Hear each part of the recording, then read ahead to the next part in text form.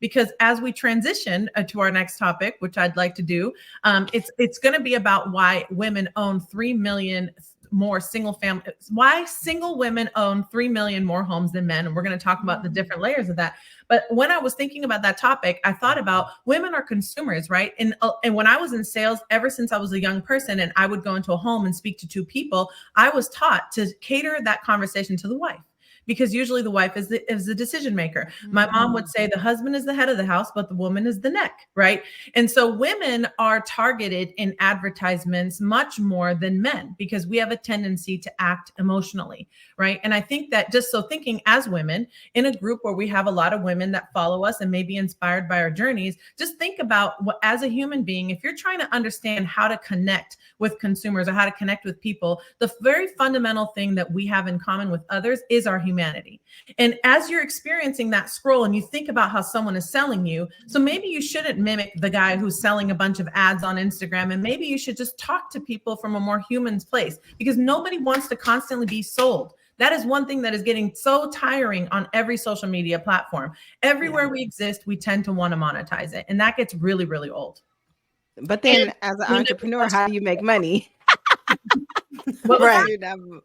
If you're not monetizing, how are you making money? So it's just like that.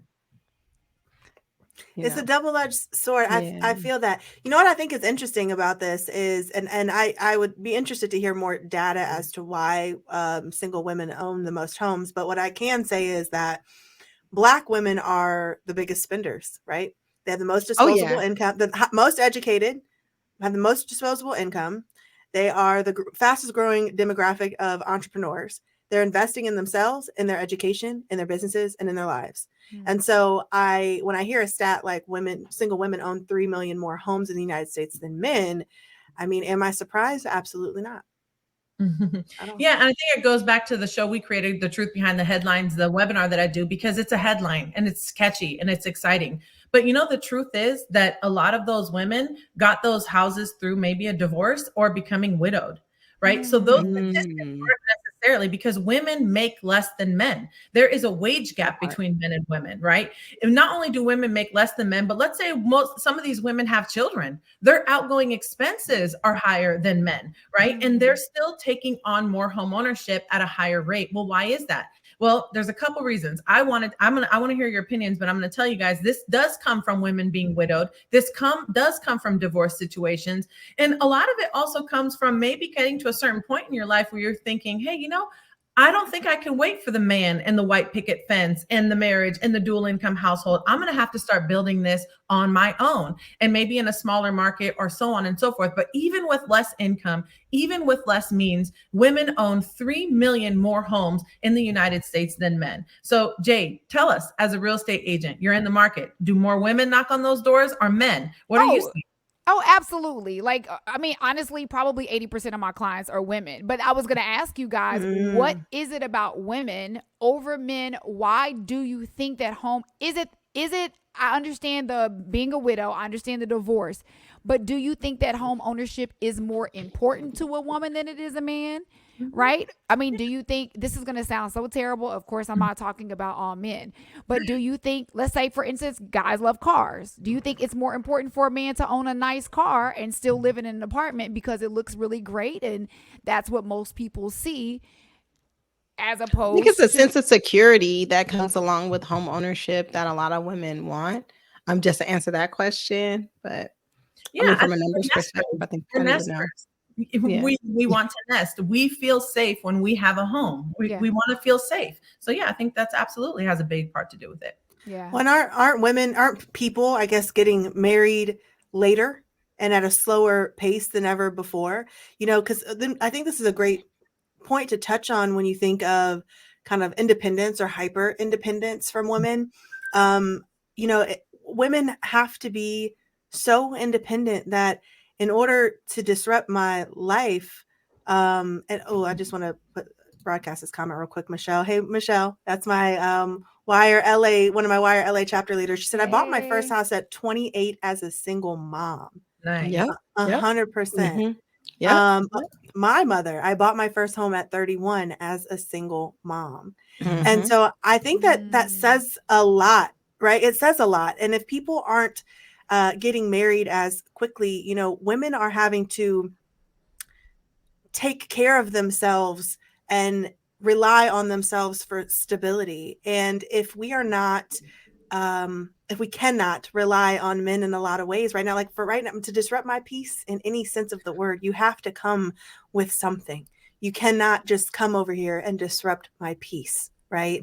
And so if more women are adopting this mindset and are getting access to capital at faster rates than ever before. And there are wonderful mortgage bankers like Patty Goodspeed making sure that women are getting a fair shot at home ownership. And there are women like Nasima that are helping, that are coaching people with finances and wealth. And we have these resources available to us. Yeah. You know, the need to rely on a man for home ownership is just simply not there, which is a crazy thought to think of, considering just, I mean, in this generation, right, years ago, women couldn't even open a bank account. Without a man. Without a man. Yeah. So does it make women intimidating to men nowadays? I mean, because there is a level of like, we want to be independent, we want to have our own, but I think the caveat is, even independent women, you know, we also want the balance of the soft life. We want to feel safe. We want to be able to feel vulnerable, and we don't want our success, especially of home ownership, to intimidate a man that may not have been a priority to him. Correct? Wouldn't you say? Wouldn't you agree? I don't necessarily agree that we want to be independent. It's just that we don't have to put up with a lot of the stuff that our grandmas or even our moms had to put up with. And as far as tolerating men that weren't stepping up to the plate, that were abusive, that had outside relationships, like these are things that women have had to tolerate historically. And it's not that we want to be all independent and like do it all on our own. We just not willing to deal with the BS. And in the meantime, we're not stopping our hustle. We're still going out there and we're going to get it. And I think that the whole independent woman thing, that label, can be misconstrued, because that's not what it really is about. It's I have to do this because I'm not dealing with that BS. I have to do this because I am protecting my peace. My home is my serenity. And like Kalani said, you're not going to come in here and mess things up without bringing, you have to bring something to the plate. You have to be an addition. You know what I'm saying? You have to be an asset, not a liability. And I feel like we, like as a people, are doing internal healing where we're not looking at relationships as something that completes us. We're looking at relationships as things that are just a bonus, right? Like we're tacking that on because we complete ourselves. And so, you know, I think that's where that comes from. It's just that we're not going to wait. We're not stopping our hustle. We're going to keep on going. And if we find that person that matches our energy and can cut and slide in and not disrupt our flow, we'll be good. Yes. Where is the person that's matching energy? Hello? Hello. Is he out there? Is he out there? Patty, Patty, this quote has, I think I heard you say this maybe for the first time on Clubhouse when we first became friends and met. I'm looking to make millions during the day and then make my man's plate at night. You know, I think that this is an interesting, you know, when we talk about, none of us can sit up here and say anything about intimidating men. We're not men. I don't know how I'm perceived. And quite frankly, what people think about me is none of my business. But what I can say is that I think it's really, the gender roles are really, really interesting, right? Now, to your point, Nassim, I think what you're saying is that people get into relationship out of desire and want versus necessity and need. So, Patty, what do you have to say about this?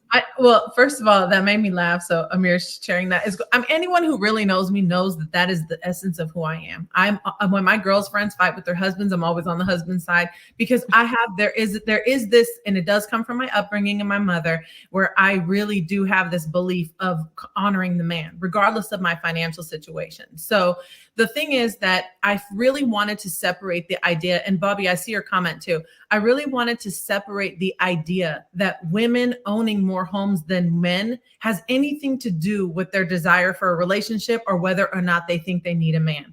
The For truth sure. is every woman needs a man and every man needs a woman. That is the Yes. fundamental truth. Like we have talked about that previously on our show. And we want to make sure that you know that you can be an enterprising woman, a very successful woman. I don't own just one house. I own several, right? I own a thriving business, right? And I still, like the quote says, want to make my man's plate at night. So Yes.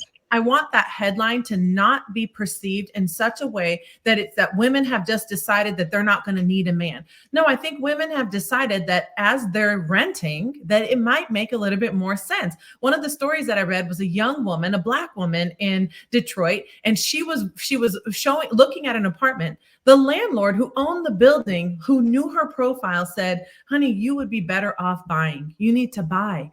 And she bought the house for $99,000. Now she has over $150,000 worth of equity. She's the only girl in her friend circle that owns real estate. And it was because the owner of the building, the landlord, encouraged her to do it, right?